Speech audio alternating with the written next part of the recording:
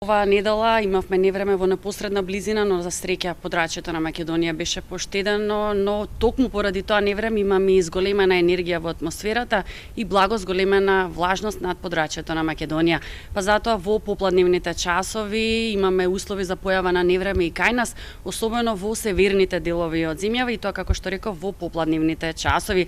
Ова невреме сепак ќе биде изолирана појава, така што во делови од земјава ќе има и интензивен пореен дожд, појава на град, но и засилен ветар со брзини над 70 км на час.